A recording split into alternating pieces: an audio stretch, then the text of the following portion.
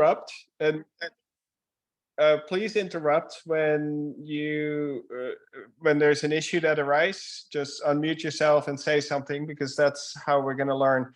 But essentially, this is the first workshop where the goal of the workshop is, or the series of workshops, is to improve our ability to annotate microbial metabolites from complex samples. The focus particularly will be on human-derived samples or animal-derived samples, but the concepts that you're learning and going to be seeing throughout these different workshops that we're going to have will essentially be useful in any ecosystem, whether you study dissolved organic matter in the ocean and how microbes contribute to that, or plant soil microbe interactions. The tools should all be functional for this. This is a part of a newly initiated collaborative microbial metabolite center where the goal is to capture microbial metabolites and knowledge, so to speak, and to be able to enable reuse of it. And so over the next few years, you will start to see many additional tools that are going to be built out of this. This is supported by the NIH, part of it, the Collaborative Microbial Metabolite Center. And really, what they realize is that it's really difficult to mechanistically study the microbiome. And so they had these calls where people could build a knowledge base, and we were awarded a knowledge base. But then around this knowledge base, there were other grants that were awarded. So the Collaborative Microbial Metabolite Center that we built basically functions in the following way. We are building a microbial data upload portal. 2 workshops from now, we will actually provide training on how to contribute to this knowledge base. But around this U24, where we built this knowledge base, there's going to be many grants that are awarded by different institutes at the NIH. And many of you that are part of this particular workshop, you're part of the R1s that have been awarded. Now, the idea and the agreement that each of one of these grantees have made is that they will put the data into this microbial data portal. And then our goal is to then curate, store, and also provide knowledge enrichment. So the idea is that if you discover microbial metabolites, that we will be able to give you more information back when you upload it. And then, of course, we also enable data reuse, and that benefits all the grantees. But really what should be here is it will be the whole worldwide community. It's not just the grantees that are going to benefit from it. It's going to be all these different scientists throughout the world that are going to benefit from this. And then we provide documentation and training, and et cetera. And then in the future, we'll start to organize a annual meeting. So that gives you sort of the backdrop of why we're partly organizing these kind of workshops, but it already is a part, we have been giving workshops quite a bit, even in different languages. The Portuguese one was attended by 850 people. So a lot of these workshops are really beneficial for a lot of different people. The focus of the center will be largely untargeted metabolomics, sort of discovery metabolomics, and that's the foundation of what you're going to learn about today. CMMC has Slack. Has a Slack channel, and anybody who can join some of these. Some of them are specific to the R1 grantees, but we also have all of CMMC. So anybody who wants to participate and wants to build and contribute to the knowledge base can join the Slack. Just paste your email below, and then we will invite you to this particular Slack workspace. So if you put your email in the chat, and you're interested in being a part, all the R1 grantees are already a part, but the idea is that we're going to build the foundation about microbial metabolites, how to discover, and maybe other information that people might care about. And so the goal of all the workshops, and today you have to think of it as really a start. The idea behind the workshop is that they don't take that much time. Instead of having a 3 or 4 day intensive workshop, we decided, okay, we're going to partition it out. They may be up to 2 hours. So today's will be a 2-hour workshop. Next workshop, I expect to be about an hour. The one workshop after that, we don't fully know what time it's going to take, but up to 2 hours is what we're going to do once a month.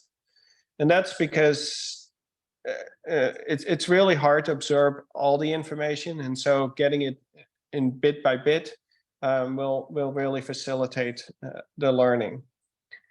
And so really the foundation is untargeted metabolomics. So this is what the data actually looks like.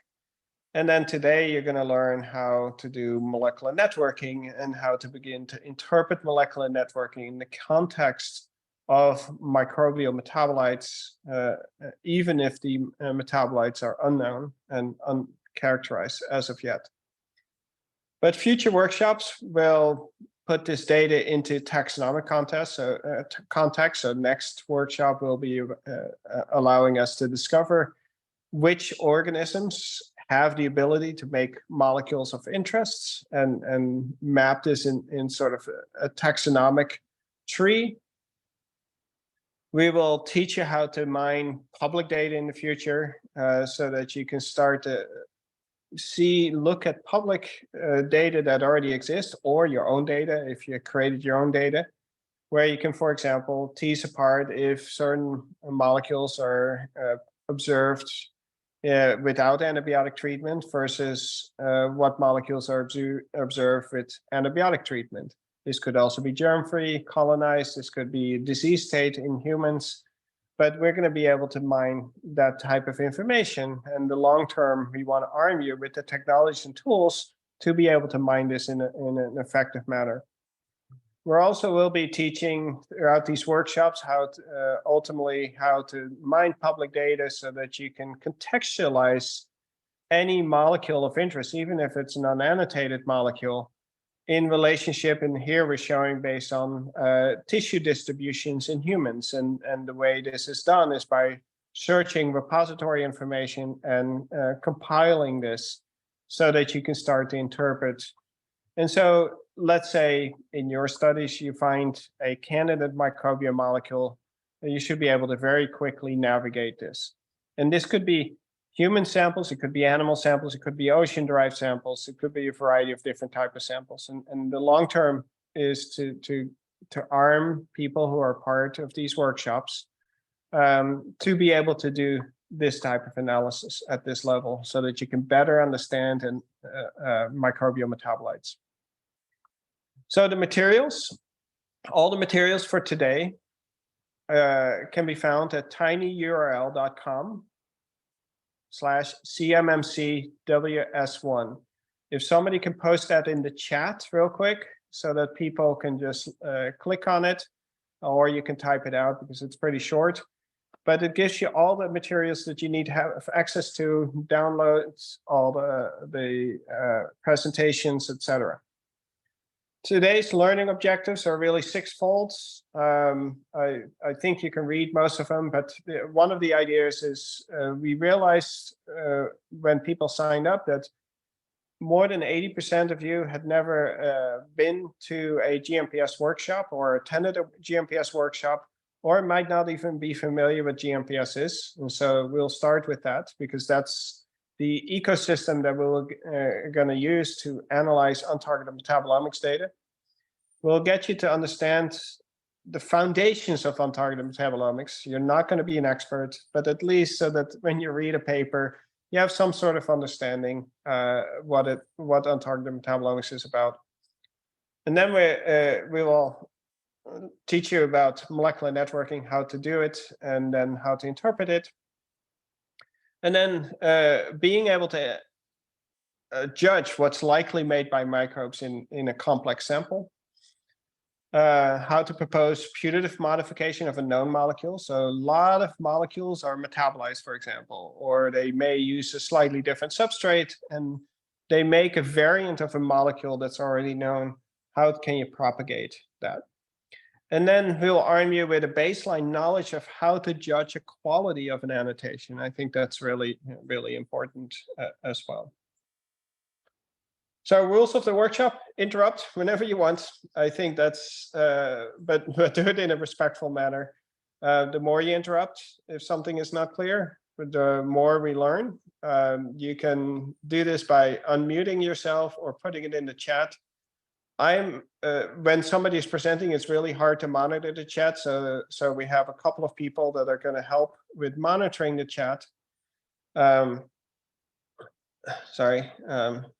So we're going to have a couple of people that are going to monitor the chat, and they may interrupt me or whoever is speaking at that time. So the problem that we're trying to tackle is that if you look at untargeted metabolomics, and you can think of this dark circle as the amount of data that's collected in an untargeted metabolomics experiment, on average, we can annotate a small percentage. But a lot of this untargeted metabolomics is stored in GMPS Massive, which is the data repository. Right now, there's 2,700 public projects, 1.2 billion fragmentation spectra, and you will learn what fragmentation spectra are. We indexed them and curated the metadata, and it has about 50 different analysis tools, and you're just going to learn about one today. But as I said, a small percentage of this data that when you do an untargeted metabolomics experiment can be annotated. In 2016, this was 1.8% of the data could be annotated. Now in 2023, this is 14% of the data can be annotated. So a lot of the data still remains uncharacterized. But the issue is that a very small percentage of that 14%, and it's usually anywhere between 0.5% to 3% of the annotations, we can explicitly assign to be microbial. And so that's a bit challenging. And this is in contrast to sequencing. So if you were to do metagenomic sequencing on a fecal sample, and you ask how many genes there are in the human genome compared to the microbiome, for every human gene, there are about 100 to 150 microbial genes. And so this is a stark contrast where we can, if you look at the metabolome, we can assign a very small percentage to be microbial as, when we have annotations. And so what we're trying to do with CMMC is trying to solve this problem where we increase this pie. And you're going to learn just a small bit of the tools that enable us to help trying to improve our ability to mechanistically understand the microbiome. So we have 3 workshops already scheduled. Today is molecular networking. Next, July 5th, will be MicrobeMast. This is a really exciting new tool that we're developing with the community. And then we will cover the CMMC deposition workflow, knowledge base enrichment, and how to reuse this knowledge, the initial foundation. And then future workshops will be based on your feedback. So we look forward to this. At the end of this workshop, we will have a survey. Please fill it out so that we can learn what you want to learn as well. The team for today that are going to help, Fernanda is going to get you to submit a job through the GMPS ecosystem. And then Helena, Jasmine, and Mauricio are here to moderate and as well as answer questions in the chat. And then myself and Ming Wang, I'm not sure if Ming is on, but he's one of the key people that is building the CMMC with us. So what I want to do, the first thing that you do, if you haven't used the GMPS ecosystem, go to GMPS. So we're actually going to do the hands-on the hands-on portion of the workshop now. I want you to go to gmps.ucsd.edu, and then this window should show up. Let me know if you need me to slow down. So if you don't have an account yet in GMPS, if you have an account, you can log in. If you don't have an account yet, go to register right here.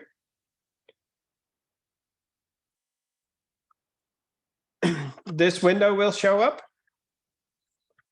So what I would like you to do, create a username, create something that you remember. Put your name there, organization, email, and password, and confirmation of password. Make the password something you can remember, because we don't have a way to give you a password if you forgot your password. So please make a note of your password and log in, and so that you won't lose it. So anybody who wants to follow me that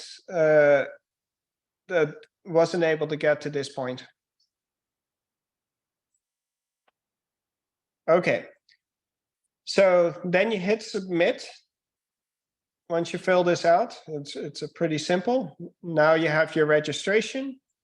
Now you can sign in with your username and password. And then what you will see is when you sign in, so before sign in, the banner looks like this. It has the massive data sets. That's basically to go to the repository. It also has a proteomics repository if you remove the GMPS filter. There's documentation, so anything you want to do in GMPS has step-by-step instructions in the documentation. And then there's a forum if you have questions and such. This is a Google forum, but we also have GitHub pull requests and those kind of things, and then contact information for GMPS Massive. As soon as you sign in, this banner changes. And there's a couple of features that are really important.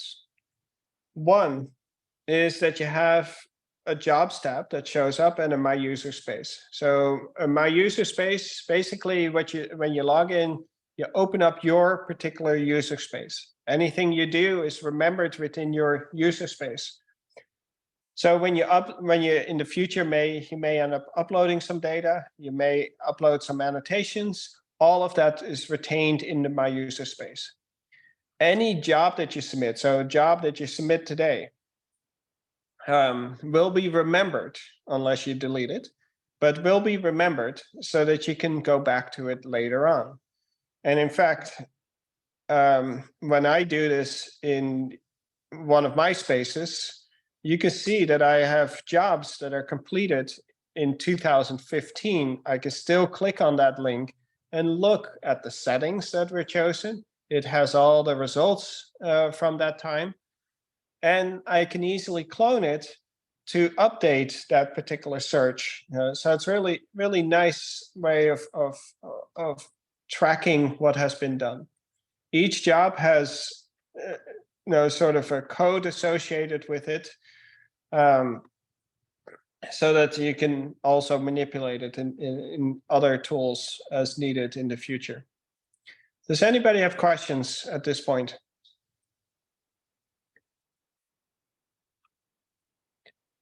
Okay, so today's data set will be that we're going to work with actually comes from the American Gut Project. This is an open platform, sort of citizen science microbiome research project, where people can pay $100 or so. This is run by my colleague Rob Knight, where people can pay $100 and they get their fecal samples sequenced, so you can learn about your own microbiome. Now, we just grabbed two, and what we have done is we've collected metabolomics data now on more than 2,400 samples from this American Gut Project. And what we're going to look at is actually just two representative samples from the American gut. And the reason why we're just choosing two and not 2,400 is just the computational needs that are required to do the analysis in a workshop like this.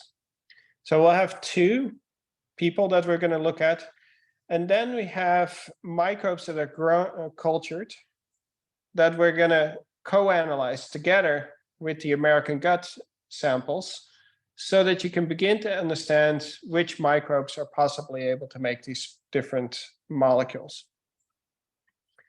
And so the two samples will be fecal samples and then cultured microbes. And the goal is to explore which ones of these molecules are likely made by microbes.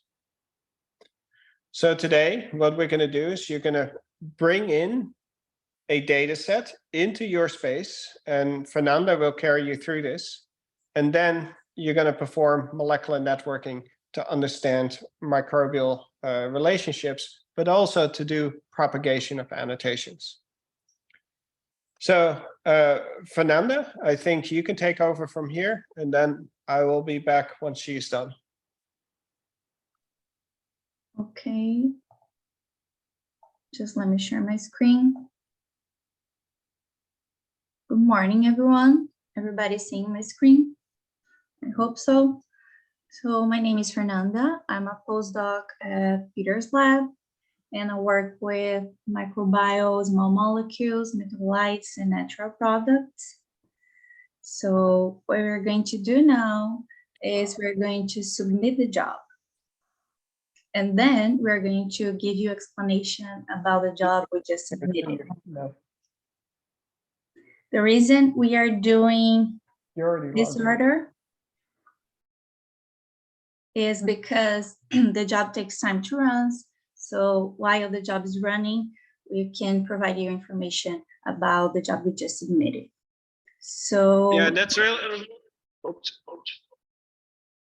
Are you listening? Yeah, that's really important. So basically, we're going to submit a job first, and then we're going to actually tell you what you submitted. It's just because the computational time, it takes 20 minutes to 30 minutes. And so we will show you what you actually submitted after Fernanda is done submitting the job. So first thing, we'll create a GNPS account, which you just did with Peter. And then we are going to find the molecular networking workflow, select a public data to analyze, and then launch a GNPS molecular networking job. This is the MSV series number for the files from humans and microbes we are going to import for this particular job. So,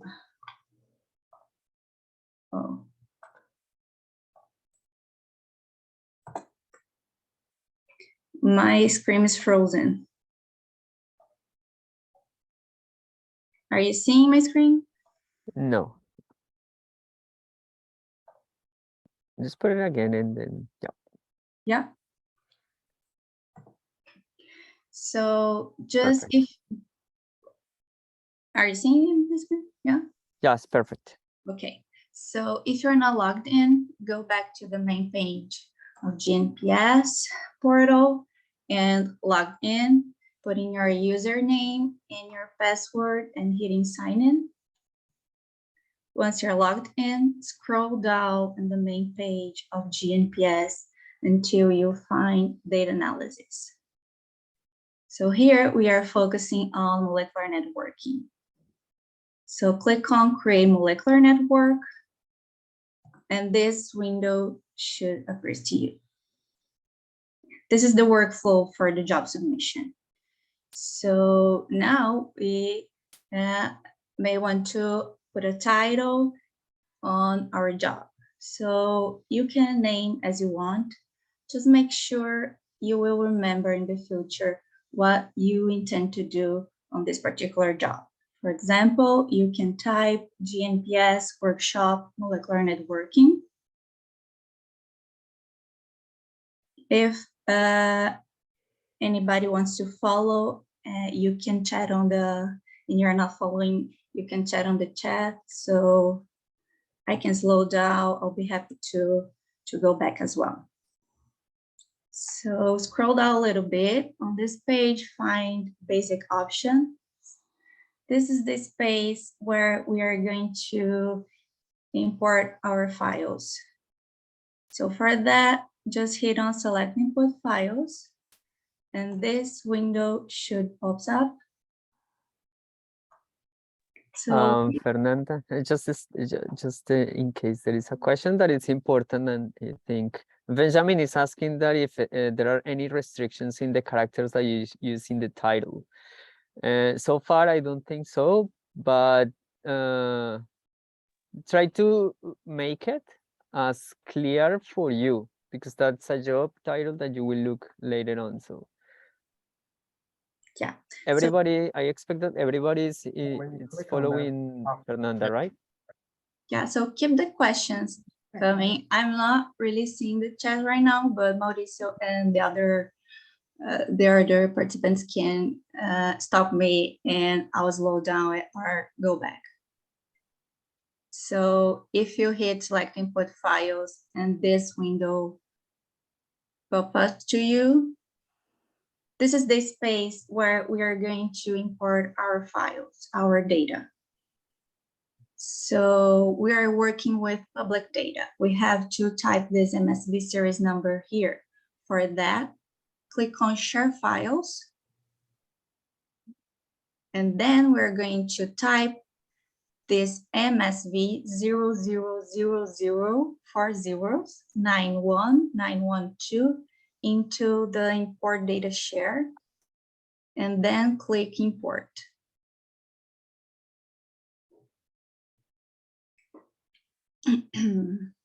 At this point, you will see your data set appearing on the right and the imported data shares. If everybody is with me, now we are going to click on select input files. And now you can see your data set, final 912, appears in the left. If you missed the number, it's also in the chat, or you can, if you download the materials, then you can see it as well. Okay, so what we're going to do now, we're going to expand this data set folder and then expand this PIC folder. The PIC folder contains all your MZML files, which is all your MSMS spectra acquired from mass spectrometry analysis. So now we can see we have 2 files from American Gut Project and 3 files from microbes and 3 media blanks from microbes files as well. So now we are going to organize these files into groups. We have 6 groups, 6 spectrum files groups. So we are going to organize each one of these MZML files into one group. First, we are going to highlight in blue the American Gut Project sample 1. You just hit this file and then click on Spectrum Files G1. At this point, you will see your MSV sample 1 file appearing on the right on the selected files G1. So this is a very important step. Everything you highlight on your left, and then you click on G1, for example, appears on your right. If you want to delete some file on your right, you just highlight it and then click on this X-Rec button. So next, we are going to highlight American Gut Project sample 2 and click on Spectrum Files G2. You will see this file on your right now. And then we are going to find Bifidobacterium on the left, highlight it and click on G3. Then highlight Enterococcus in the PIC paste and click on G4. Highlight Bacteroides in the PIC paste, folder, and click on G5. And finally, we are going to highlight the first media blank file, hold Shift, and highlight the other two media blank files and hit on Spectrum Files G6.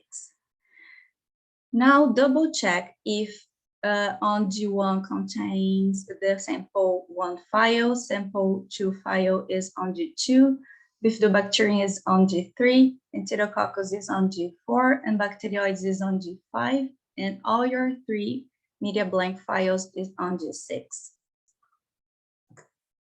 So keep in mind that adding groups is really important to remember later, as it will impact your analysis. So we will use this information later. So is anybody that wants me to slow down or go back? So now here you can see that we are limited to 6 groups. If you have more than 6 groups to analyze, you may want to use the selected metadata file. There's a person that says they need more time. Yeah. More time? I can go back. Yep. Mohammed, thank you for letting us know. Mm-hmm. Yeah. Remember, if you highlighted the wrong file here, you can just highlight the wrong file here on selected files and then hit this extract button. I think that like a minute for everybody to just be in this side. There was an interesting question in the chat as well. That why there are 3 files in the G6. If you want to explain, but it's basically some of the experiments that includes a blank. So in order to know if the molecules are actually bacterial or not from the experimental blanks, let's say from the media what was used to make the experiment and grow the bacteria, then we will know later on when you analyze the job, you will see how easy it is to find where the molecules were detected.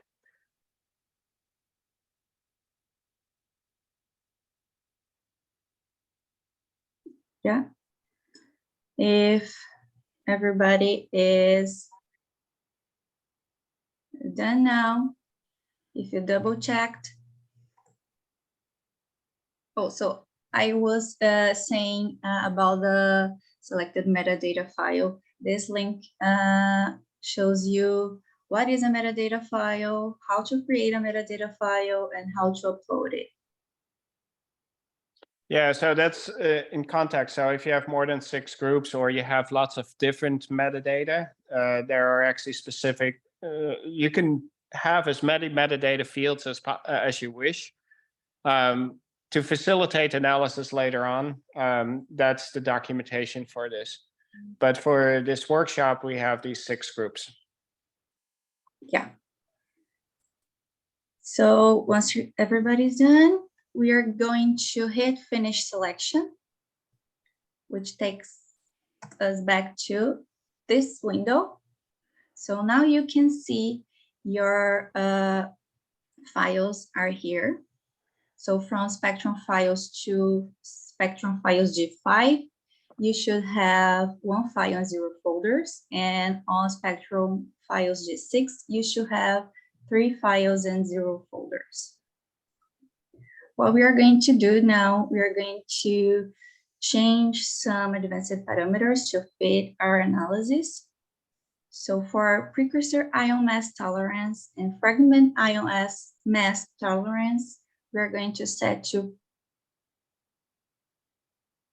0.02 Daltons for both of them. This data was run on a QTOF equipment. Now we are going to show fields. Just click on show fields for advanced network options. You're going to change minimum pairs cosine score to 0.6. Cosine score is so there's a couple of questions. One by Feng Kang. Can I put all the data file in one group? You could put it in one group. but then downstream analysis, as you will see later on, you just have to remember the groups from now, because when you go to the analysis, you will see why we put it into groups. If you use the metadata file, you have lots of different metadata fields, then indeed you put it into one group, and then the metadata table will be used instead of these groupings that we have here.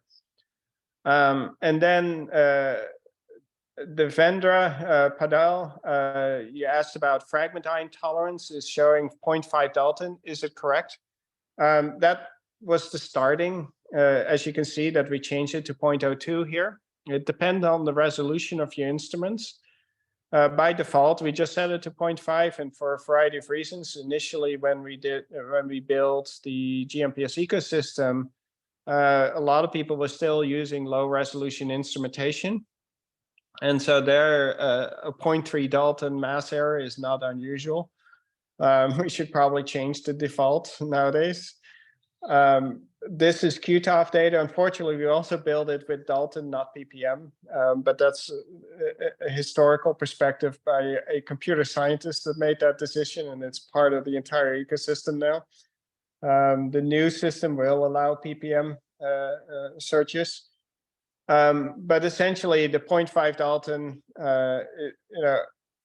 there are still some reference libraries of annotations that are low resolution. So if you set this narrow like we did now, you might actually lose some of the annotations because you're not including the low resolution data, low resolution reference libraries of known molecules. The disadvantage of making this wider is that you're also going to get more false positives. So, okay. Tian Young also asked a very interesting question. What is the meaning of different group data? So we now put different files into different groups. And then they ask, can we change the sequence? Yes, you can change the sequence, but you have to remember which group is what, because later on you're going to try to interpret. And a data point may be associated with group 1 and not group 2. If you change the order, as long as you remember which one is which, you can interpret it. If you don't remember which one is which, you just get, okay, group 1 has this molecule, group 2 has that molecule, but then you don't understand it in relationships to the microbial data. So for example, if you get a match to later on to microbial data and group 1, then it's likely that that molecule that you see in group 1, if group 1 is from the American gut, that it's likely a microbial molecule.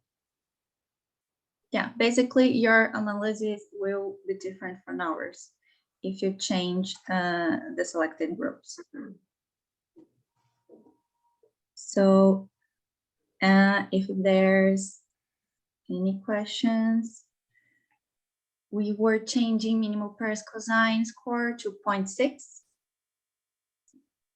This is a correlation between identical MS/MS spectra. If you feel lost now, don't worry. We will give you explanation about each of these parameters later. And for minimal matched fragment ions, set to 4, and minimal cluster size set to number 2. And we are going to run MS cluster. Basically, MS cluster analyze all your MS/MS spectra, identical MS/MS spectra, and merge them. So for reference, if you want more information about all these parameters, you can hold your cursor over the parameter and then a test with information will appear to you. This is very useful. So if everybody's following me, we're going to show fields for advanced library search options. Library search minimal matched peaks set to 4 and scores threshold set to 0.6. Now we are going to show fields for advanced filtering options. Is there any question? Nope. We are going to filter precursor window and fix infected autos window, and we're not going to filter spectra from G6 as blanks. So this is by default, we're leaving that way, and we're going to filter library, which means we're going to apply all these filters to the library as well. Are you able to follow that? Is everybody following me? Okay. We will have links. Now, just make sure your email address, the one you provided once you created this account, appears on the bottom, because you will get an email when the job is completed. If everybody is with me, we're going to hit submit. Does anybody want me to go back? So once you hit submit, this window will show up to you. This is the job status, so it's running. And from That's exciting here, part. There is a question. I like that one. Olena is just asking that if we are using any spectral libraries for this job. So the answer is yes. We will explain later on what we're doing here, because the important thing is, the exciting part of this is that you just submitted your first molecular networking job. There are some default libraries that we'll explain later about Peter, but the answer is yes, Lena. yeah, now Peter is going to explain what we just did here. So Peter is with you. I'll start sharing my screen. Okay. First thing that I quickly want to show you, because we're not really answering the library question later on, but I quickly want to go through that. So when you go to create a molecular network, and we go to the select input file window, this is just to show you. The selected libraries are there by default. So those are select libraries. We can open them up there on the bottom here. And so these are all the different reference libraries. So these are libraries of known molecules or known annotations that are included in this by default. So you can remove them. That's okay as well. And then we also, what is not added by default, there's the CCMS spectral libraries right here. And they have different functions. They are propagated libraries. There's the Pasatuto libraries. So if you care about bile acids, for example, if you don't get hit by the spectral libraries, we have a new spectral library that we created that's pseudo in silico. It's actually based on real spectra. You'd add that to it. It's about 20,000 MSMS spectra of bile acids. Suspect library are analog searches that we've done. So there are additional libraries compared to what you did today. But for now, these are all the libraries that were added by default, unless you deleted this over here.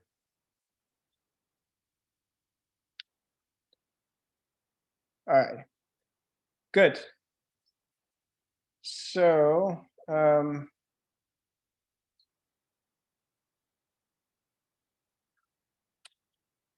need to find my window real quick.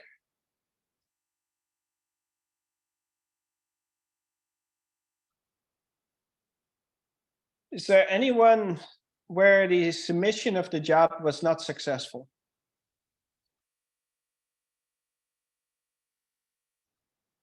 Okay, so in that case, congratulations. You've submitted your first molecular networking job. However, you don't really know what molecular networking is, or at least many of you that are a part of this workshop, some of you have submitted molecular networking and have used it already. But for the ones that haven't, you don't know what molecular networking really is. And that's what I'm going to carry you through now. So in other words, what is molecular networking? Well, first you have to understand the data type, what we just submitted. So this was LC, or liquid chromatography, MSMS analysis. So we do liquid chromatography, and then we detect the molecules, or really ions of molecules, because they need to be charged. And that's something to realize, that whenever you detect something by mass spec, it's actually the charged form of the molecule. So these could be protonated with a proton, sodium, or deprotonated, or etc. So when you do liquid chromatography, let's say you have a series of these molecules that are present, you separate them by chromatography, and oftentimes it's reverse phase chromatography. So the polar molecules come off really quickly and the non-polar molecules come off later. But we introduce them, and now over time, and you detect it by mass spectrometry, you can detect these different ions of these molecules that come off at different times based on height of obesity, as I just explained. You can use different columns. You can use anion exchange, cation exchange. You can do Hillick, where you can change these parameters and reasons why they come off. But if this is reverse phase, the polar ones come off really soon, non-polar ones come off much later. The peak area is loosely related to the amount of the ion that is present. And the different molecules ionize at different intensities. So it's really hard to compare between these peaks, so to speak, when you do the chromatography. However, if you have two samples, you are able to compare the relative intensities between the two samples within limitations. And then when we detect any sample that as they come off the instrument, we then detect the intensity of these ions. And as I just said, the intensity is loosely correlated to the amount that's present. However, different molecules respond in different ways. And so then what we do, the MSMS portion of the instrument, is we first detect the intact ions within the instrument. And then we can isolate these ions very quickly inside the instrument and then hit them over the head with a sledgehammer. And the way that really happens is that you actually, in a multipole inside the instrument, you accelerate these ions. And then our sledgehammer is some sort of inert gas. Nitrogen is nowadays the most common, but helium or argon are also used. And so you accelerate this ion, and that ion then collides with these inert molecules that are present, so the helium, nitrogen, or argon.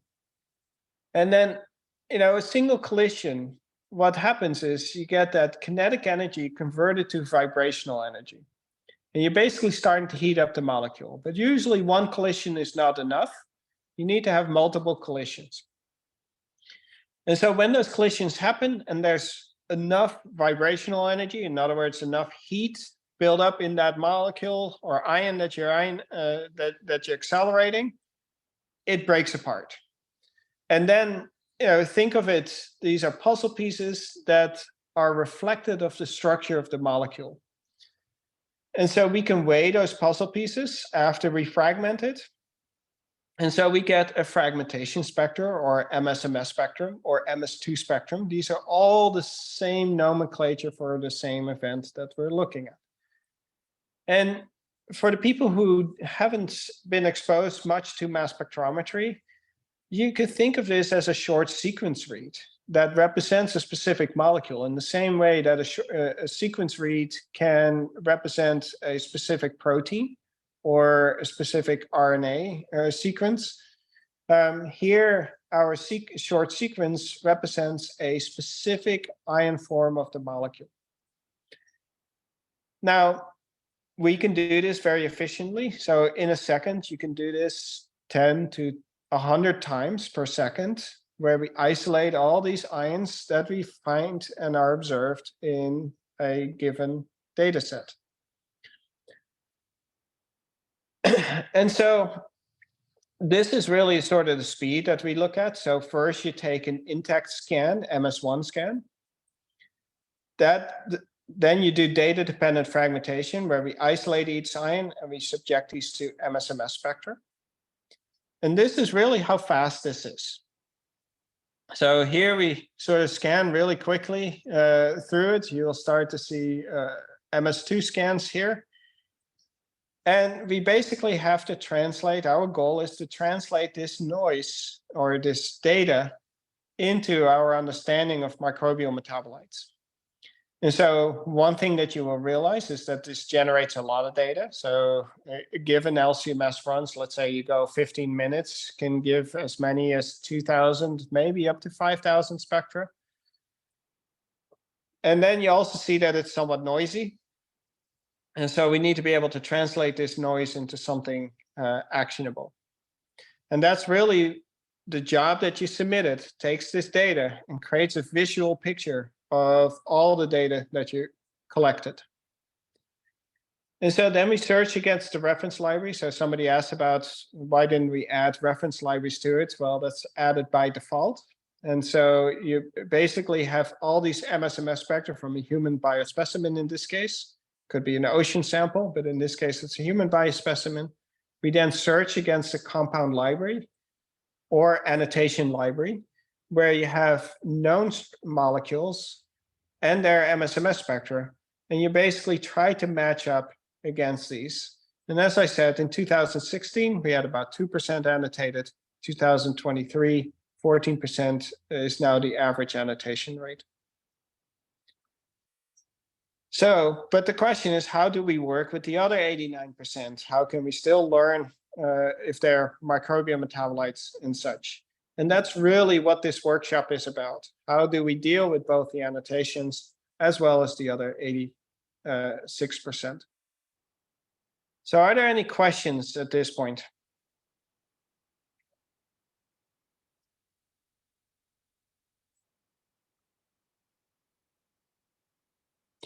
What I will do at this point, we should have a short break. I'd like to have a break at the hour, usually for a given workshop, so that you can grab a coffee or something.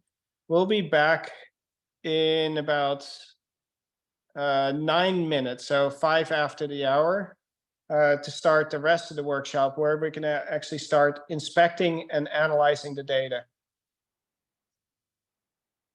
And so we have a 9-minute break, and we'll talk to you soon. You're welcome to ask questions, anything at this point as well, but we'll take a short break. Yeah, you can put anything in the chat. We will be answering just in case. Have time to metabolize the information you just get.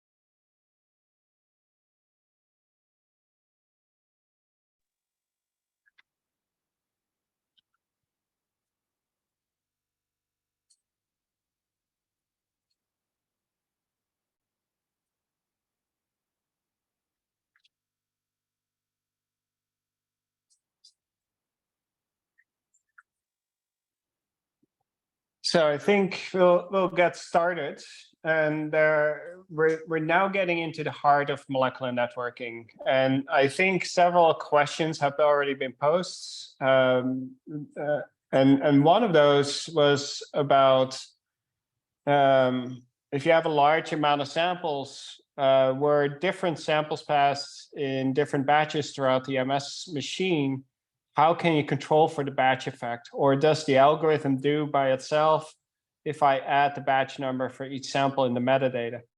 This is a great question. So molecular networking, the classical that you're learning about today, is based on MSMS spectra. So as long as your instrument parameters of fragmentation don't vary as that significant, we will be able to overcome that batch effect. This is not yet quantitative information that we're using. A future workshop will cover feature-based molecular networking, where you do peak shape analysis, and there the retention times based on different batches may change, and there you would need to do some sort of alignment, etc., to be able to be sure that it's the same molecule or same ion form of the molecule you're looking at. So batch effect is a real challenge in all of omics science, in my opinion. But at the level of MSMS, it's not as significant as one might think. And so for the purpose of today, it's not as significant. Tianyun Yin asked, does the ion mode, positive or negative, affect the analysis results? Do the known compounds in the GMPS database have both ion modes? Yes. So the reference library in GMPS has both negative and positive.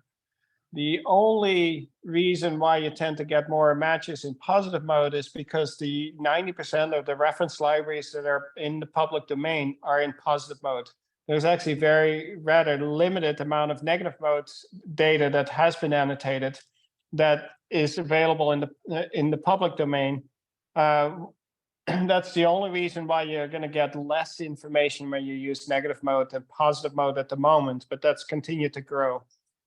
And then Sonia Donato asked us a really great question. Are there recommended resources to help understand parameters and choices made on the wet lab side of things?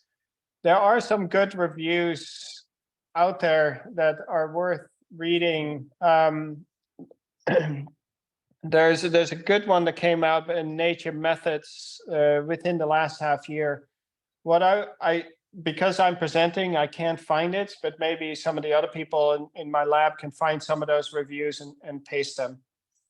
Okay, so now we're going to get to the heart of the, and that's another workshop that we could potentially give. Okay, what are resources, what would be recommended starting settings of a person that is just getting into metabolomics in terms of the wet lab side of things, of how to do this? That's certainly something you can recommend later. But now we're going to get to the heart of molecular networking and the analysis that you did. And so I remember that we have lots of these fragmentation spectra. And so what we do in molecular networking, we first look for identical spectra. And so then we merge those identical spectra. And then if the spectra are different enough, they won't be merged. And then instead of representing these as spectra, we represent them as nodes. And then we perform molecular networking. We still look for similarity. And so the way to interpret molecular networks is that, and we do what's called a cosine correlation. And I will describe in a second what I mean by this.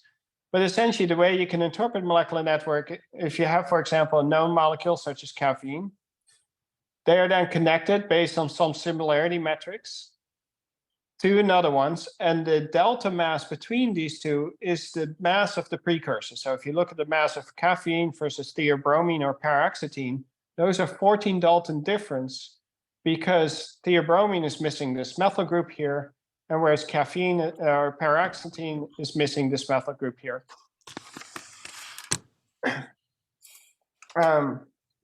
And so that's how you can begin to propagate some of these annotations. So if this was an unknown molecule, you could say, okay, we have a 14 Dalton difference. It's 14 Dalton less than caffeine. And you can start to predict, well, likely it's going to be one of these methyl groups.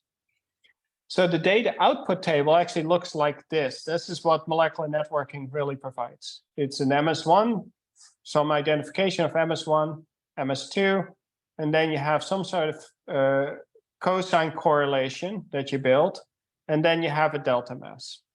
And so the way the cosine correlations are created is by something called the dot product, or also, yeah, there's a couple of different ways that it's named. But let's imagine you have 3 spectra. And those spectra only have 3 ions.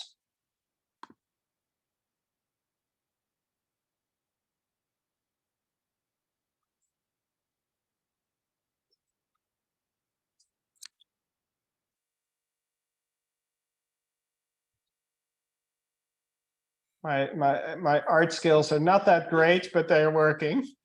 So here we have intensity on the y-axis, and m over z, or mass to charge, on the x-axis. And think of this as A. I cannot even draw A. This is B, and then this is the C ion. So now we can create a dot product, and the way this is done is, in this case, the distance of A would be on the x-axis, so that would be somewhere here. The distance of B would be on the y-axis, which would be somewhere here, and then so that would be right here, and then we look at the distance of the C ion, which would be, we just represent somewhere over here, and so we put a dot right here, and we can draw a vector. Then we do the same thing for this one. So again, A ions is roughly here, B ion roughly here, C ion. So this would be that ion. If somebody can mute the person that's typing, that would be great. And then the bottom one, you can see that the A ion is a little bit longer. So there we will be over here. The B ion is a little bit shorter. So it would be somewhere here, and then the C ion would be over here. So you draw a dot here. And so for each one of these, you can draw a vector.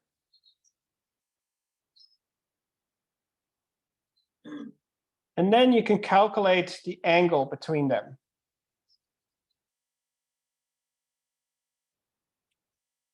And then you can take the cosine, and you do that for all of the perturbations. And so we have the angle here, we have the angle here. Oops. And so if you take the cosine of a very small angle here, let's say the angle is 0, you take a cosine of 0, it becomes 1. Whereas if they don't match up, let's say in the end, the cosine is in this direction, it's 180, it becomes a cosine of 0. 1 is 0. And so this is essentially how we compute similarity. Typically, a cosine of 0.6 or 0.7 or higher tends to be an okay cosine. Now, when you have a modification on a molecule, a lot of these ions might be shifted. And so we actually take into account this delta shift between the precursor ions, so that may be 14 Dalton, and then we compute the same cosine correlation, but taking into account the delta shift. All right. So now I'm going to clear this.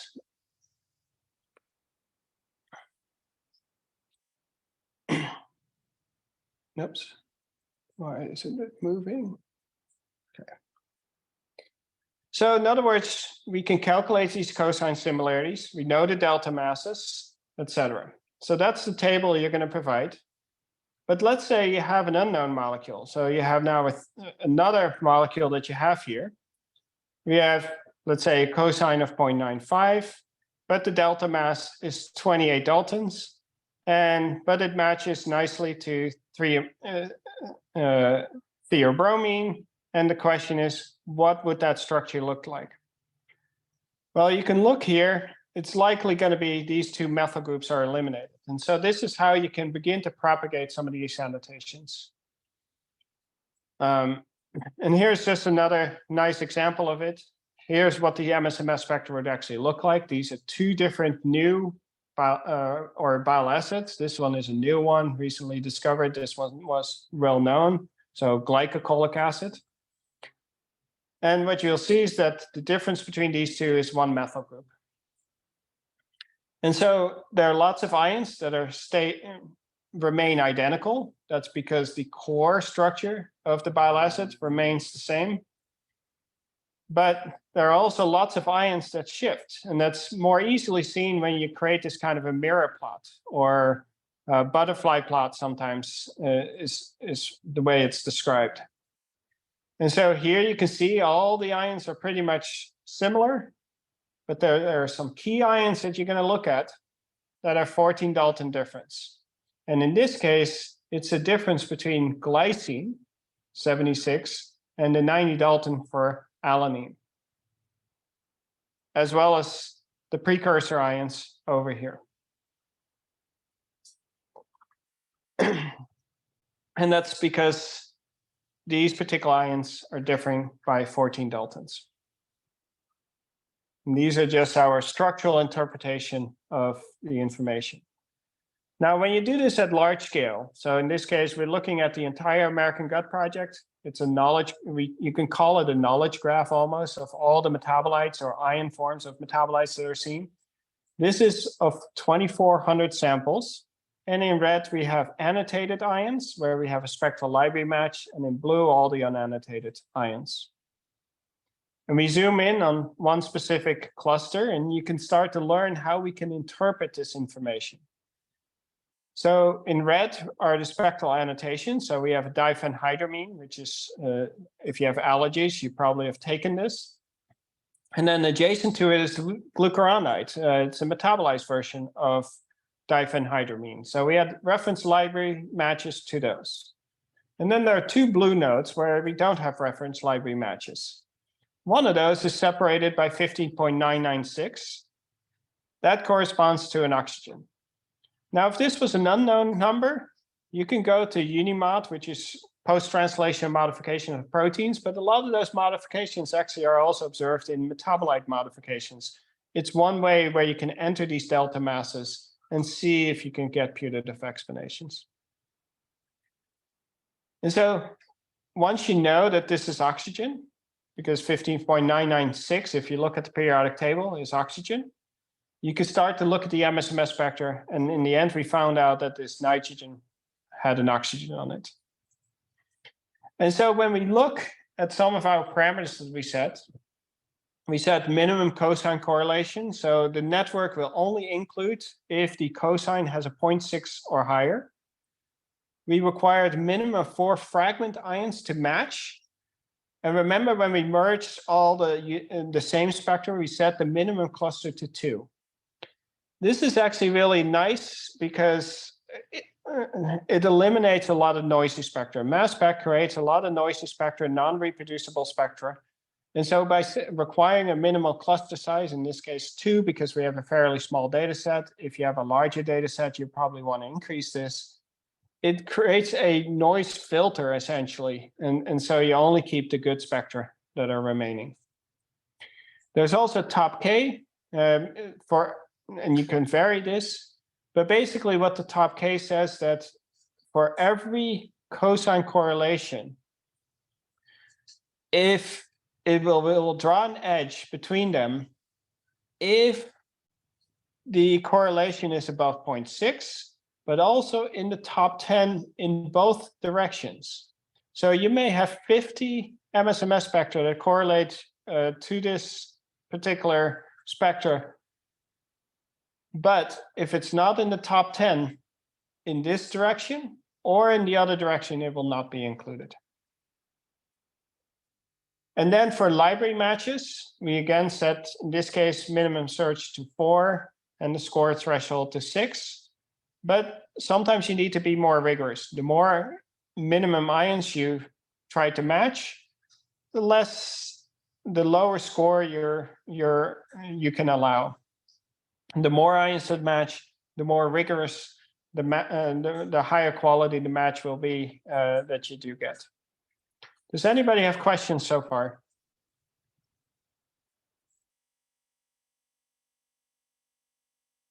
If not, then we are actually going to go hands-on and look at the molecular network that you submitted. Okay. There is one question. Okay. Yep. Tian Yu is asking us how we can recognize or make sure the right mass for the MC-XML file, which is from the component, not from the noise. Saying if we can edit the MC-XML file. Oh, that's good.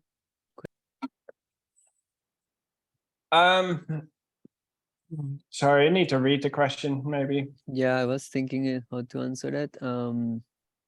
Well, Tian Yu, it depends on the instrument that you have, but there are several ways to recognize if you have noise on your files. Probably we'll share some of the preprocessing tools that I have, but one thing is that you can use, for instance, reference compounds that you have that you run on your analysis, that depending on the concentrations that you are playing with, and you start detecting them, and also trigger MS2. If you stop seeing them, or the signal to noise is really low, then you will say, okay, I need to increase the concentration, etc. But there are different ways. But let me answer this question. So the only time, so how can we recognize the right mass from the MC-XML file is from compounds, not from noise? So one, usually people will run standards as a way to double check how well the instrument is behaving. There you can look at the delta mass associated with it. And for really good instruments like an Orbitrap, if it's a large scale experiment, we usually look at it, is it within 10 ppm parts per million? If it's on a QTOF instrument, maybe 20 ppm. But if it's a really well-controlled experiment, an Orbitrap on just a few files, an Orbitrap should be within half a ppm. So and then the only reason why the MCML file may not have the right mass would be if the conversion made the mistake. So the Bruker system, the way, for example, a lot of QTOFs, you actually infuse a specific molecule and it has a specific mass and it calibrates based on that. And some MCML conversions grab the wrong header. And so it grabs the precursor mass before it's calibrated. So you just want to double check that your MCML conversion grabs the right calibration file.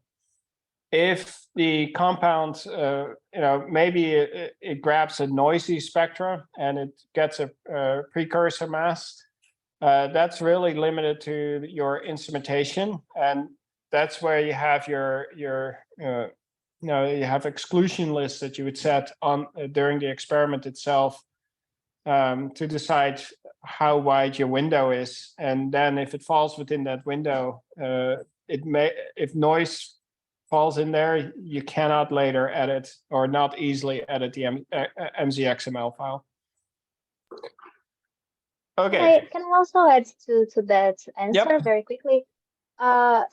So another thing that is very, very much recommended is that we should always run the blanks for the analysis. So since mass spec is very sensitive, we always have this question, right? What is from the compound and what is from the noise? So we should always also run the blanks. So for instance, let's say that your sample is solubilized in methanol water 1:1. You should also inject methanol water 1:1 as well in your equipment in the same method that your samples were run, so that you at least have a profile of what would be the noise. So in that way, you can compare and say, okay, yeah, this fragment that I'm seeing here, this nodes, for instance, in molecular networking, I'm also seeing on the blanks. So yeah, basically, this is another important information that you should have in mind. So yeah. Okay, so now we're going to get to the heart of the workshop. That was a great. I'm in agreement with what Helena was describing. So I want you to go back to gmps.ucsd.edu. Make sure you're logged in. Once you're logged in, you can go to the Jobs tab. Is there anybody who wants to follow that is not able to follow me? Okay, when you click on the Jobs tab, hopefully your job that you submitted will say it's done. Is there anybody is that the case for everyone, or are there people where it shows that it's still running?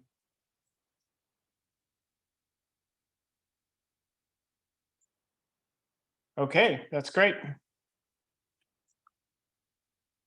It's done. That's awesome. Yeah, it's done. It seems Yep. done. Terrific.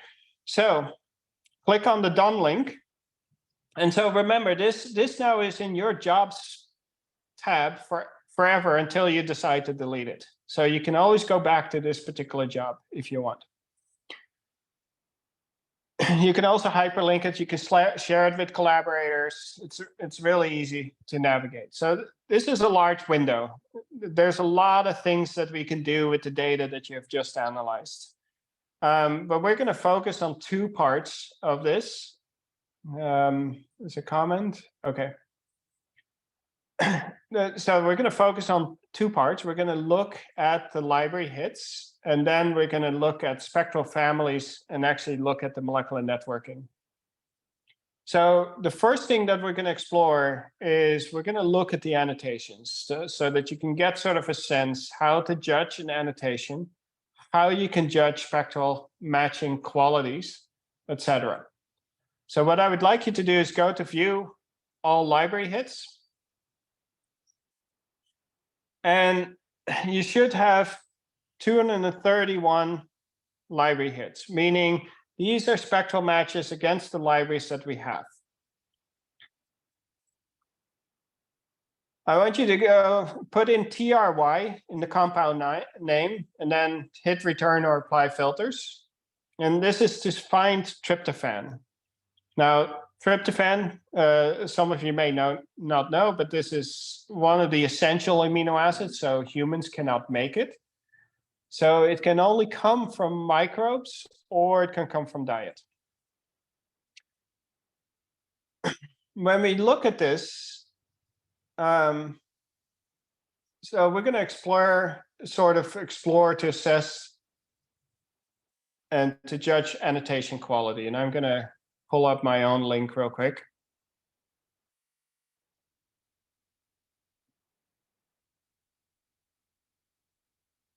Okay, so let's look at the first one. So there's a lot of fields that you look at here.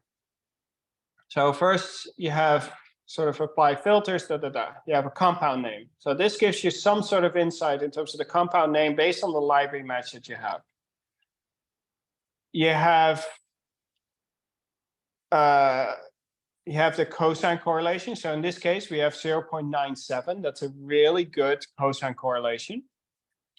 The number of shared peaks, this is between your compounds or your spectra from your data set and the matches against the spectral library. Then we have ppm error over here, or delta mass, and then m over z over here, and then some additional information. And then ultimately up to the right, if there's a structure available, it will show the structure as well. And so we can see that we have a series of different tryptophan analogs. So we have tryptophan itself, tryptophan, and these are two different versions, different ion forms. So this is they're both the protonated, but one of them is actually a fragment ion, the in-source fragment ion, which is the 188, where the carboxylate from tryptophan has been lost. Or sorry, the amine from tryptophan has been lost by creating a double bond here. But then you also see glucuronopyrosyl tryptophan and tryptophan conjugated cholic acid. So let's look at each of these spectrum. So here's the mirror match. You can click on the mirror match. And so if I were to ask you, do you believe that this is a good match? You can zoom in a little bit. And I will ask the people that are part of this workshop, do you believe this is a good match or not?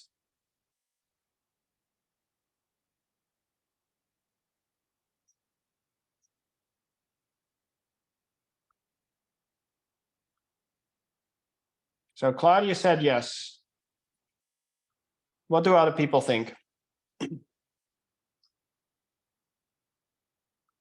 That's a good question. Like a top is black is the reference, the compound that you're looking for, and in green you have the library reference spectrum. Correct.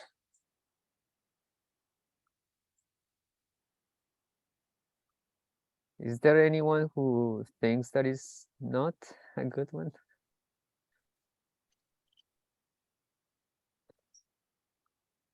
So this, so close, yes. Can the small peaks be noise level? Yep. These are the kind of discussions I want to have. Okay, so Claudia highlighted, okay, there are small ions here that are in the reference spectra that are not present in the spectra from your data set. Yep, it's very common to see noise signals that are not matching up. It also can be based on the filtering that we did, which is that every 50 Dalton, we kept the top 6 ions, that during that filtering that some of these smaller ions may fall out. But why do I think this is a good match? Well, the first thing that I tend to look for is it's within an acceptable mass error range. So it says 0.0 Daltons. Ideally, we had more significant figures, but we don't. So, but overall, it looks pretty good. But the ppm error is 10 ppm, and that's acceptable for this sort of large-scale analysis that we did. The other thing that looks pretty good to me is that all the ions that we see exhibit sort of similar intensities. That is even a stronger sign. And then we can see that the majority of the high intensity ions are matching. And that's a really important observation as well in terms of judging quality. Okay, so let's go to this second one. So now we have a cosine of 0.94. And again, I'm going to ask you the same question. When I look at this, or when you look at this, do you believe this is a good match? And I think it's also important to take, again, the precursor ion in account.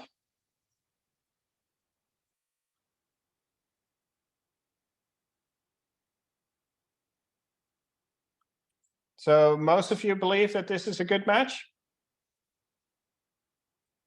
So in this case, I would be fairly comfortable to say, yes, this sample contains tryptophan. Based on the analysis of the MSMS spectra and looking at it. And also, we know there's a high likelihood that the samples will contain tryptophan. Okay.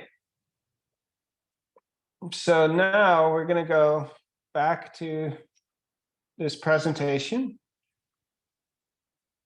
And I want you to go back and instead of having TRY, put DCA into it. This stands for deoxycholic acid. And we're going to explore the results again.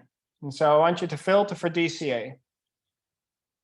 Because I want you to see some representative examples that are maybe not that are harder to interpret.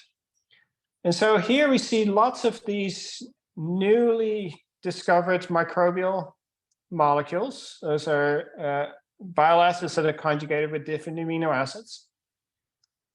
And so here, now if you look at it, we have 18 shared peaks. That's a huge number. Whenever I see this, I get very happy about the quality of these annotations.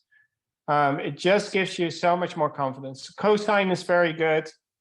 ppm error is 0. I mean, this is an amazing match just by inspecting these parameters alone. Now, if you look at the mirror match, that's an interesting one. And let me zoom in a little bit. Now, let's have a dialogue. Okay, so we said all these parameters that we looked at here, shared peaks, all those kind of things look great. What do you think of the spectral match? On the bottom is the library spectrum, on the top is the spectrum from this experiment.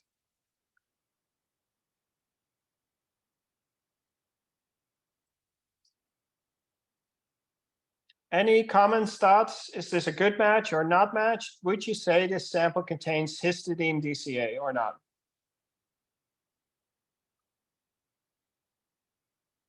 So Tian Lin said, okay, good. Gertrude said, missing a peak on the right. A major peak is missing. Mohammed, the rightmost peak is suspicious. I love this feedback. Okay, so this is something that's real. What happens commonly? So what you will notice is that the library spectrum has the precursor ion still there. And when we do spectral library matching, we actually remove anything that's the precursor ion and within the first 17 Daltons. We just don't consider that.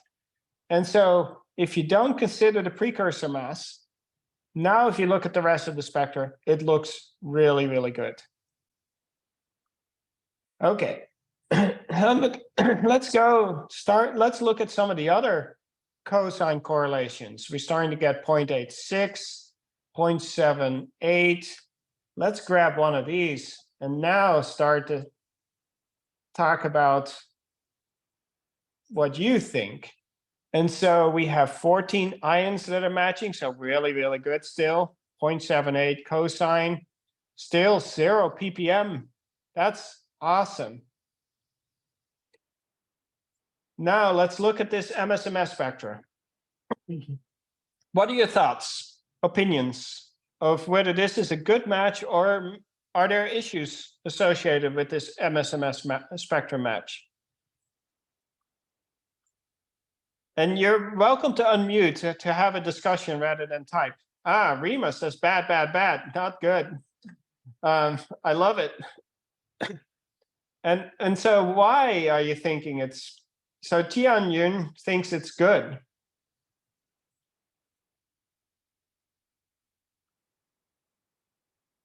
Claudia, could be a related molecule, but not exactly that one. What are other people's opinion? Claudia, why do you say that? And you can unmute yourself if you want. You can also type it. Yeah, sure, no worries. Well, I think of it because there are many small peaks that are present in our MS spectra, but not present in the reference library, and that indicates that maybe it might have some, it might contain certain fragments that are not present in the library. I don't know, that's just an assumption. Yep, no, I think that's a great comment. So the bottom has the library spectra, the top one has the actual spectrum. And so our noise filter probably removes a lot of these little ions out there. That's pretty common. But there's a couple of these larger ions that are different, right? Right here, there's one at 297 that is not present. Here, there's one at 424. This may be that it's a related molecule. So this is deoxycholic acid. It's a leucine or isoleucine. But this is a dihydroxylated bile acid, because if we look at the structure here, this is what it looks like. It's a dihydroxylated bile acid, but there's lots of other dihydroxylated bile acids where the hydroxyl groups can be in different positions. And so this is No, one way it's a nice annotation because you get close to the actual structure, but it's not a perfect match for sure. And so here it's likely that you're going to be dealing with an isomer of a related molecule. It will still help you to interpret the information, but you just need to be able to understand that that's what you're getting. And because the higher peaks are the same, just as Tian Yang highlighted, I am in complete agreement. It's a good, useful match, but it's potentially an isomer. Now let's go to one that has a bit of a poorer cosine correlation, like the 0.63.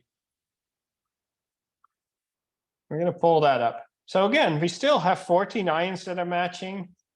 Precursor ion, that's pretty good. It's 19 ppm error.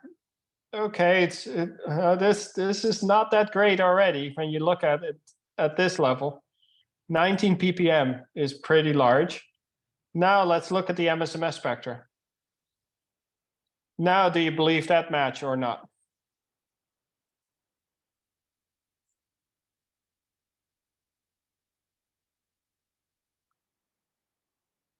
They look very, very different.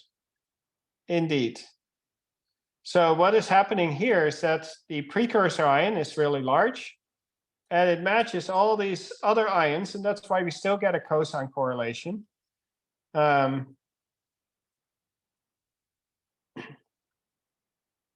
Let's see if we can zoom in on it. Oops. Now you can start to see some of these ions, why the match arose. But it's definitely not a great match. So I would not believe that this is correctly annotated as an arginine DCA. Now let's look at the one above it. 0.64, 7 ions that are matching. Still not that great. But we have 1 ppm error. That's pretty okay. And now do you believe, what are your thoughts on this one? Remember, the top one is in your particular data set, and the bottom is the library annotation.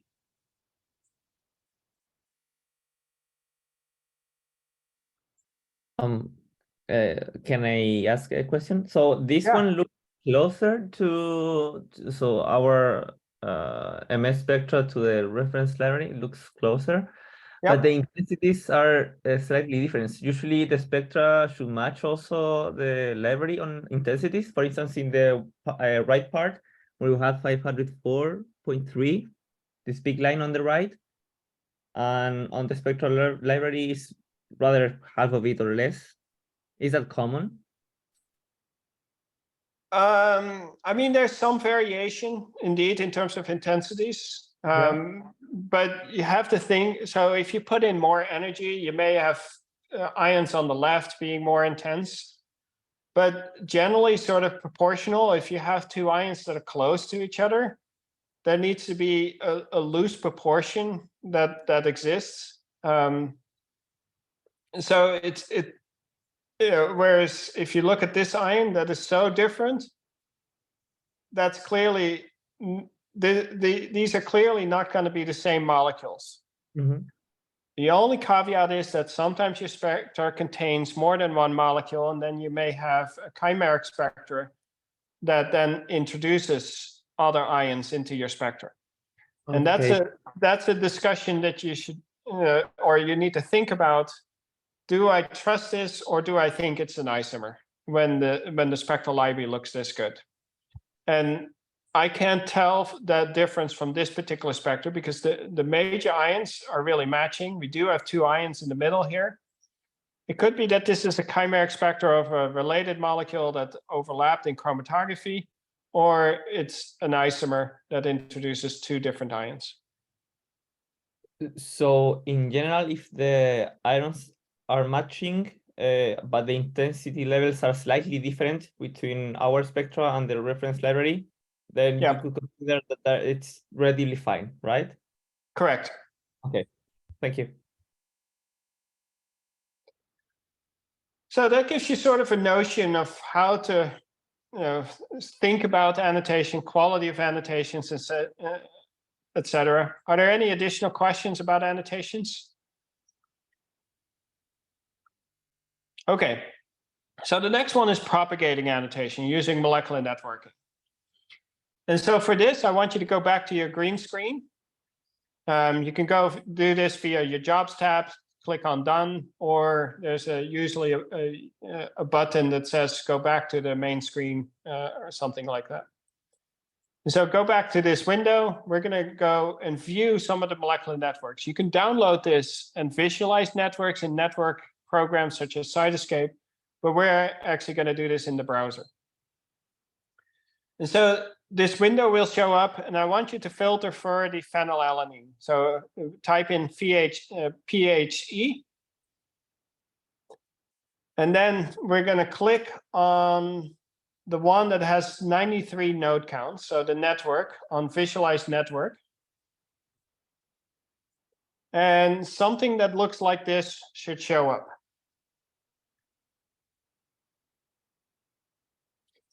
So and this is where your groupings become really important to remember. And we're going to, actually the groupings will become more important later, but we're going to annotate this one node over here.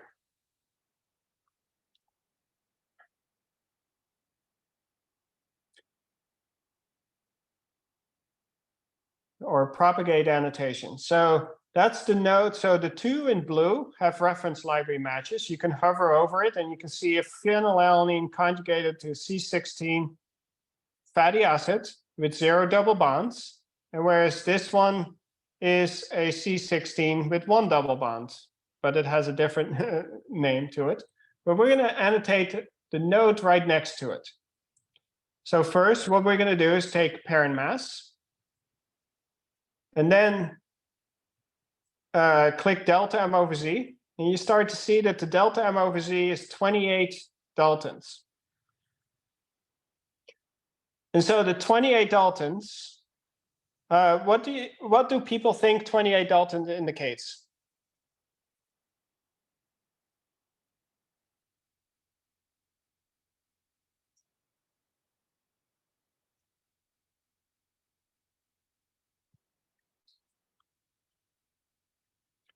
Waymo, CH2, CH2, that is correct. And one place that you can learn that, yeah, so if you create an atomic composition for 28, it becomes CH2, CH2. And so knowing that this has a fatty acid attached to it, where do you think that CH2, CH2 would be?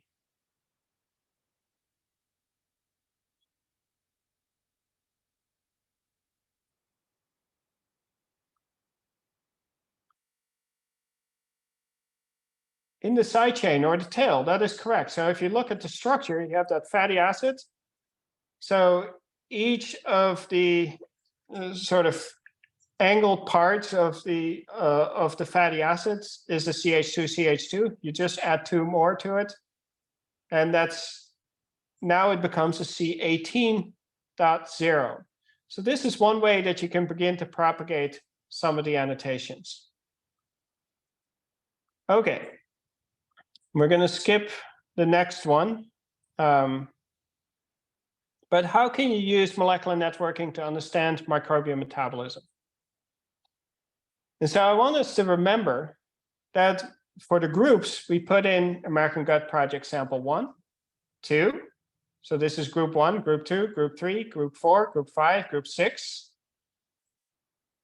And so when you go to this particular network, we now have these node coloring right here. I'm going to show the parent mass again, the delta mass. And so when you draw the pies, can you tell me which molecule is likely made by microbes?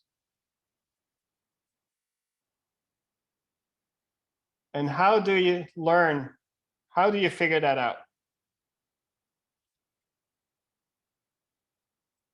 Tian, do you feel comfortable telling us how you came up with G2 is microbial. G2 is actually sample 2. So this is a human fecal sample, G2. So in other words, all the blue ones, all the blue nodes come from sample 2 in the American gut. All the ones that have some red in it come from American gut sample 1, so it's a fecal sample. G3, G4, G5 are the microbial samples. So now, can you tell me which one is made by microbes and what organism is responsible?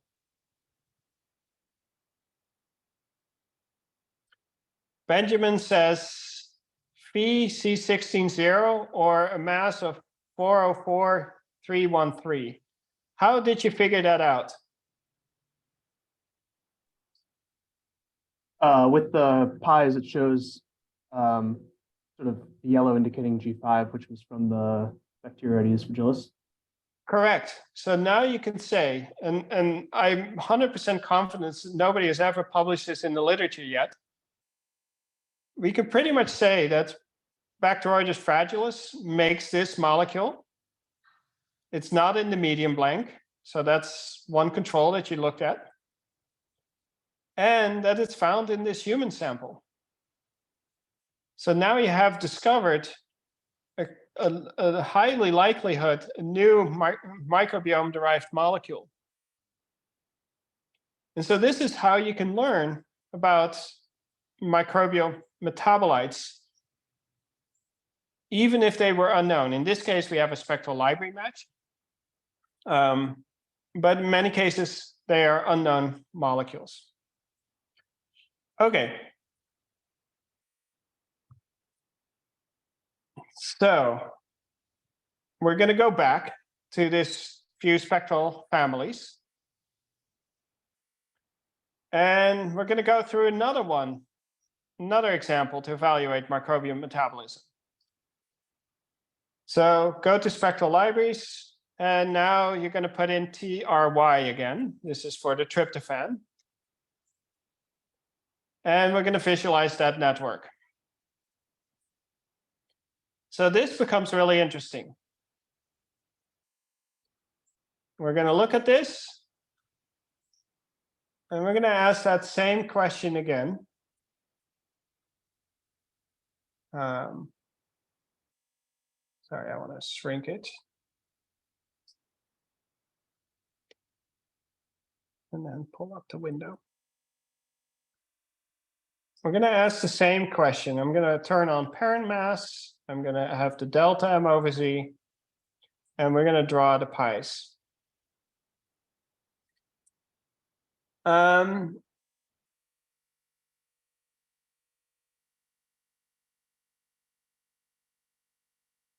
What can you learn from this? What are microbial metabolites? And are any of these microbial metabolites found in the human samples?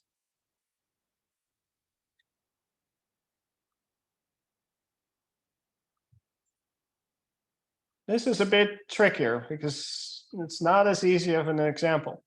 Can I try to answer? Yep.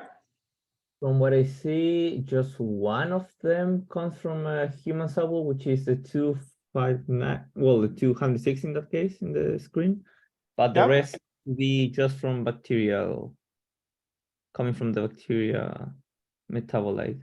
Correct. And the other thing that you will see is that all of the other ones are media blanks. Yeah. But there's some interesting interpretation, even though we don't see it in the human samples. What can you interpret from, let's say, this particular ion? We see it in the media blanks, but we also see Bifidobacterium longan is able to make it, right? Or sorry, but we also see it in the Bifidio sample. So we see it in the control and the Bifidio sample. So what is your interpretation of this, that you don't see it in Enterococcus or Bacteroides? Oh, well, this metabolite is just produced by this type of bacteria.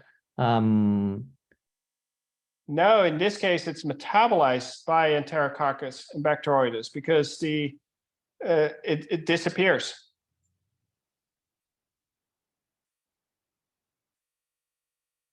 Does that make sense?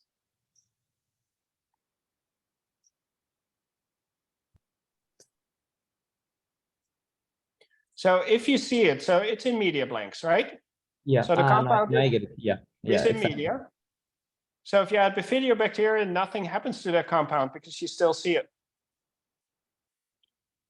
Whereas if you add Enterococcus and Bacteroides to it, you see it disappearing. So this is another way to begin learning how microbes deal with different molecules. So a lot of food digestion, when you incubate food with microbes, you'll start to see the disappearance, and it's another lesson you can learn from this. Okay. So I want you to go back to the deoxycholic acids. And for people who need to leave at 11, they can leave. Just be done with it. But we will give you 10 minutes to go and ask you these following questions. And so I want you to go and type in, sorry.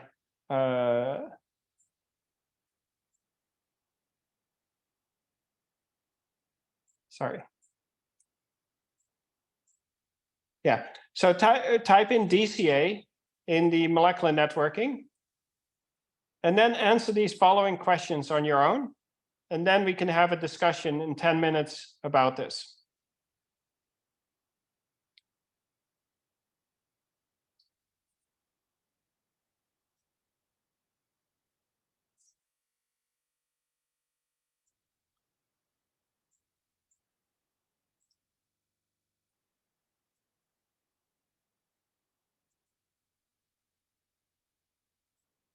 So we'll get back. What time is it right now?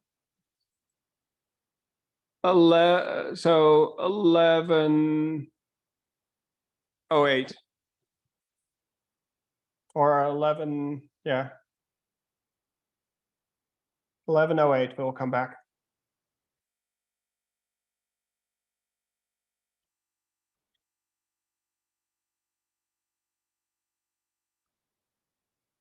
And if you have questions, feel free to ask.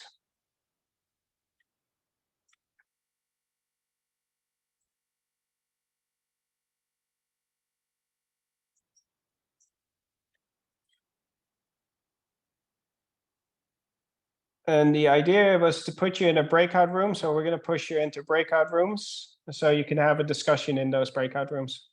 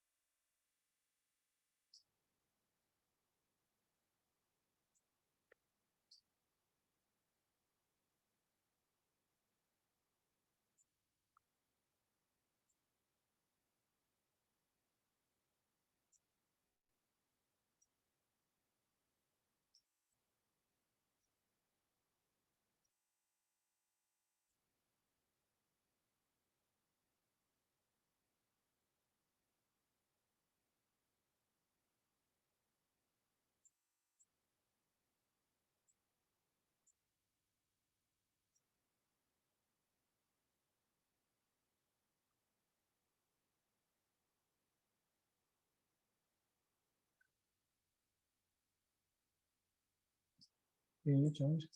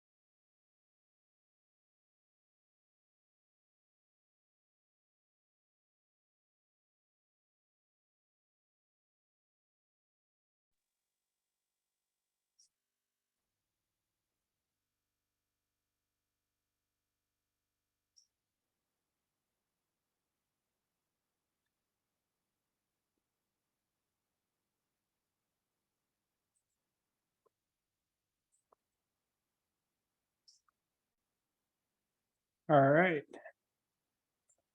Think. Breakout room will close in 1 second.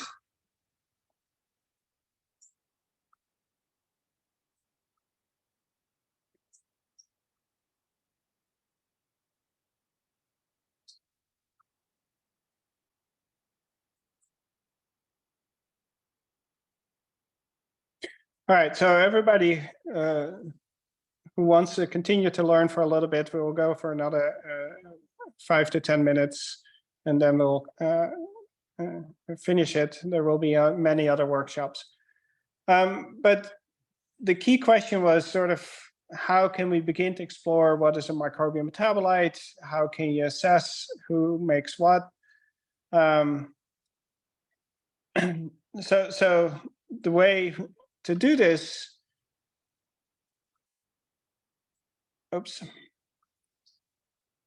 was to type in sort of DCA into the network as a representative class of molecules that people might be interested in. So these are bile acids. And you'll start to see that there's lots of different annotations associated with it. So if we want to answer these type of questions, and I think the most interesting one is how many can be made by each of the 3 microbes. How did you go about answering that?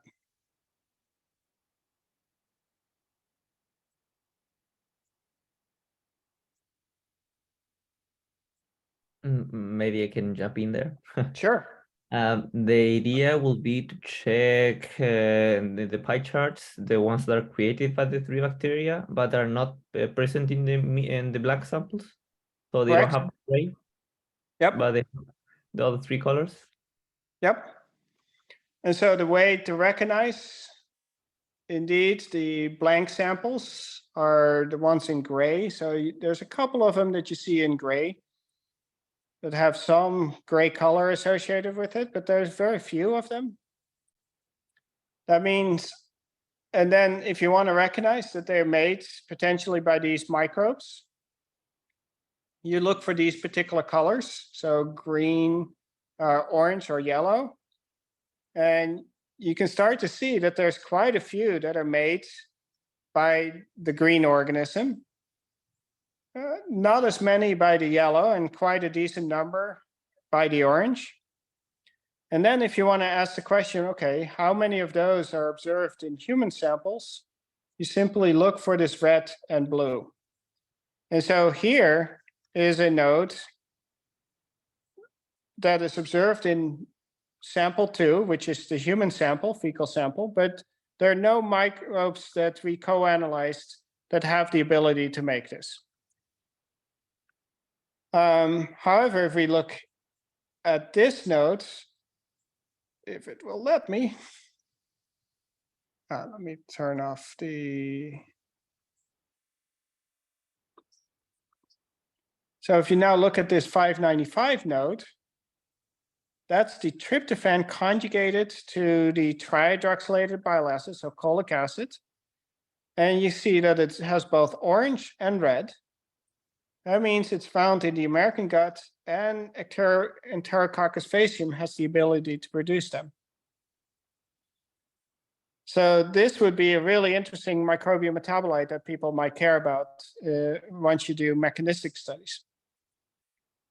We have another nice example here, where we see methionine conjugated to UDCA, which is another dihydroxylated bile acid. And there you see it in orange, you see green, and you see blue. So in other words, we see a microbial metabolites that could be produced by both of those organisms. And so this is how you can begin to start studying microbial metabolites. Even if the microbial metabolites are unknown. I wonder if there's an unknown one in this data set that is found in a human sample.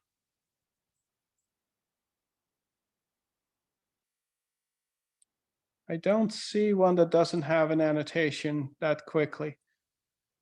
There's certainly here that's an unannotated one, but what you can say about this is that it's found in the American Gut Project sample 1. It's not made by any of these 3 microbes,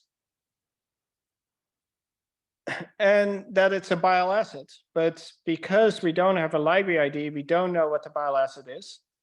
But maybe using these delta modifications, we can begin to gain some insight.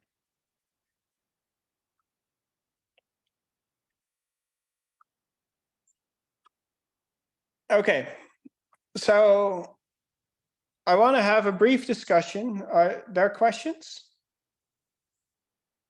Yeah, there are some. I answer a couple, but there is one that is from Alex. That is auto clustering of the network based on color possible in the GMPS?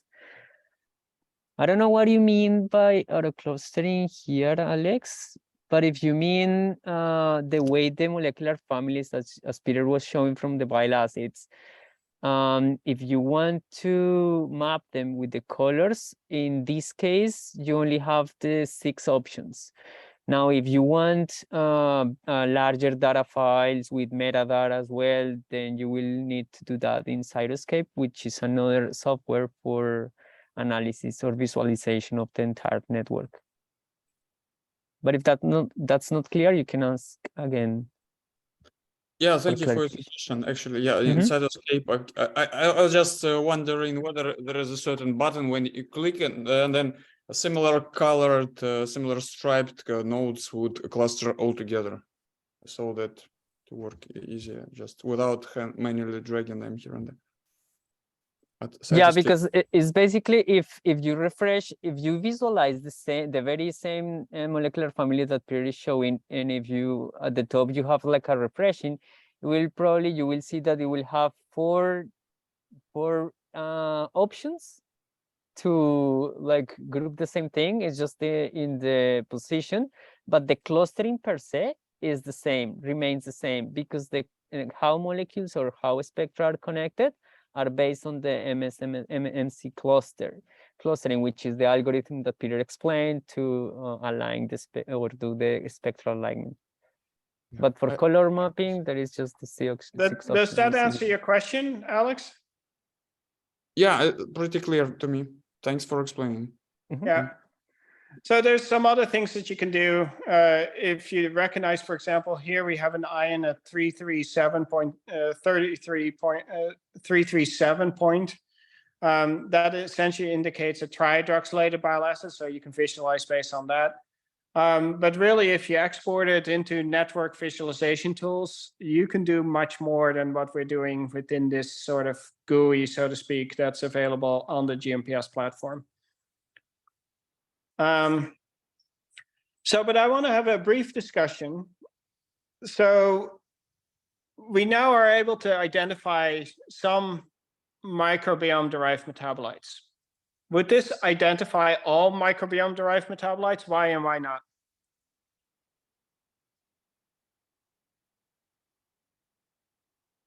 And you can unmute yourself.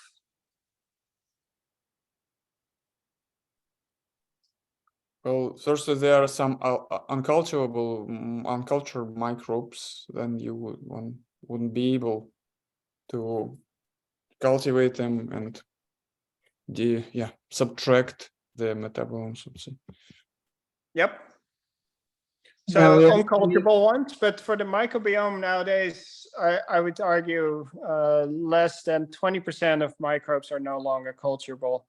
I think that number may even be less than 20%. So we're doing pretty good there. What are other reasons? So we are only comparing with like 3 individual microbes. So is there like data from different microbial consortia exist, so we can get a broader sense of like microbiome-derived metabolites as the reference library to which we can match like human samples? Yes, so we've, and this is what this table provides, that are part of the slide. There's a decent number of LC-MS spectra now available of other organisms. So we've curated with the community about 60,000 LC-MS files, and you can access this table here, and you can select your favorite ones. But what are other reasons why not all microbiome-derived metabolites can be found this way, even when you have this large number of reference spectra? But you're completely correct.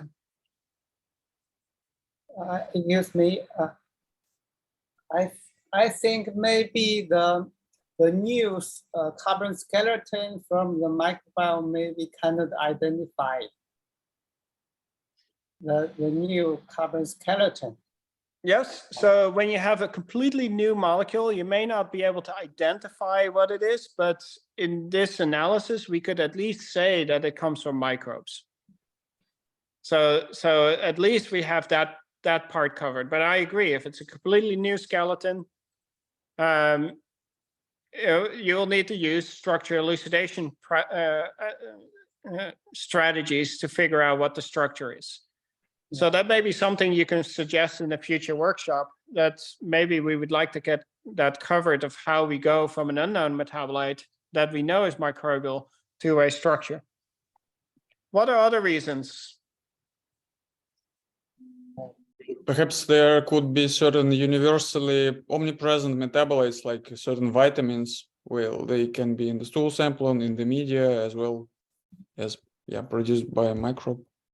Yep. Well, vitamins is actually a perfect example. I mean, it means that the host cannot make it, just like the essential amino acid tryptophan, that the host cannot make it, but it either has to come from diet or microbes have to make it. Well, So the one limitation with this is that the reference data of microbial cultures is only as good as the precursors that are provided, because not all. So for example, if you grow up Bifidolongum without bile acids, you won't see any of the new bile acids. And so, and that translates to humans, depending on the dietary pattern you have, there's different substrates that the microbiome is exposed to. And because of that, you're going to make different molecules. And so if your culture media doesn't contain those molecules that are part of diet, then it may not show up as a microbial metabolite when you do this analysis. But overall, it's one of the first approaches where you can start to begin teasing apart microbial metabolites. So today, what you've really learned is really, how to do co-analysis of microbial data from human samples, how to retrieve data in the public domain and reanalyze. There's a huge wealth of information that's available. How to inspect annotation trustworthiness, and then how to propagate annotations. The next workshop will show you how we can put this data in the context of the taxonomic tree. So if a metabolite is observed, what are the likely microbes that can make them? And then please do fill out the questionnaire to help future workshops, suggestions of future workshops. Sorry, this went long. I think we need to do a better job, time management. But the next workshop, I don't expect to be more than an hour, even though we will schedule 2 hours for it. It should be okay, at least the next workshop. And then finally, if you have any questions, comments, want to know more, feel free to stay behind. I'm going to stay for the next 10 minutes or so to answer any questions you might have. And beyond that, thanks for participating in the workshop. Thank you. Thank you, guys. Regarding the recording sharing, yes, I don't know who did the recording, but if we have the recording, we will post it on the GMPS website, and we will send it to everyone.